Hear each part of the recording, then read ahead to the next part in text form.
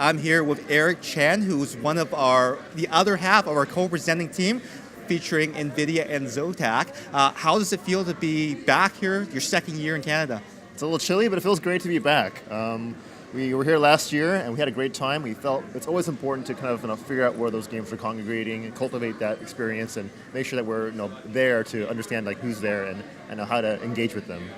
Now, as far as trade shows go, you've been to a ton of them. I know you were at Nvidia 24, PDX, PAX. When it comes to Canada, what's different about Canadian gamers over the American ones? There's definitely a lot of similarities. I would say that on average we look like there's a younger crowd in this con than the other ones that we've been to, like PDX, QuakeCon. A lot of guys have gone to QuakeCon 10 years in a row now, and they're just coming back, and they're probably in their 40s and 50s. Here we're looking at a group that's in their 30s or younger. They're playing a lot of different games as well too. I know that in our generation we played first-person shooters. Now it seems that the games that people play in this age bracket are a lot more team-based, right? Absolutely.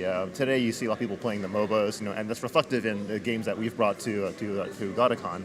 We've got League of Legends, Dota 2. There's a little bit of Counter-Strike, and even there's Hearthstone, but a lot of the games that you see that are MOBAs are inherently team-based, like 5 versus 5, yep.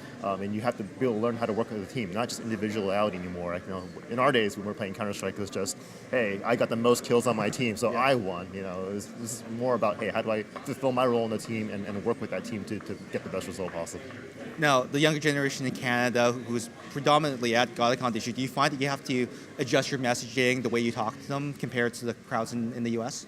There isn't that much of a change, to be honest. I would say you'd only worry about that on the other side of Canada, where they're speaking French, and we have to make sure that it's conveyed, and understood there.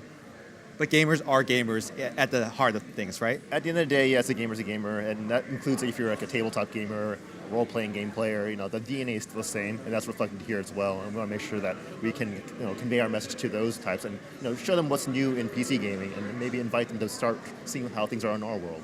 Now, in terms of hardware this year, what are you showing off that gamers at GottaCon should be most aware of? So we definitely have the Maxwell generation cards. 960 launched recently, and we have 970s and 980s showing off by Zotac. There's a new set of GC monitors by BenQ. That's really interesting. It's the first time that I've seen it, so I'm kind of eager to see how that shows up. And those are actually on the tournament systems, lining the stage 2, which a lot of people will be able to see in action this weekend, right? Absolutely. We want to show off that a GC monitor does have benefits, especially even on a competitive field where people can see the difference of that synchronized frames has on your perception of the game and how real it looks. Do you think it's an advantage for people playing on those systems versus the other systems that we have going on?